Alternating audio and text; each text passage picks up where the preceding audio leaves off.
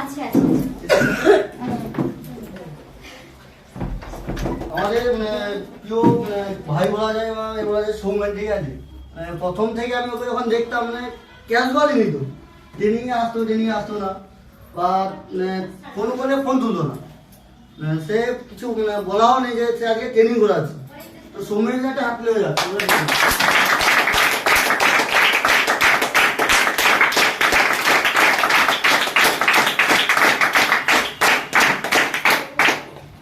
এবং এই সিস্টেম যদি না থাকতো আমি কেন বা স্যাররা কেন বা সৌমেন কেন এখানে কেউ আসতে পারতাম না।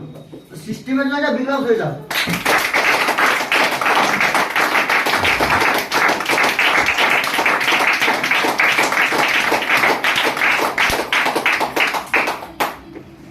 তো আজকে কারা নতুন সেকেন্ড হাফ মনে করছি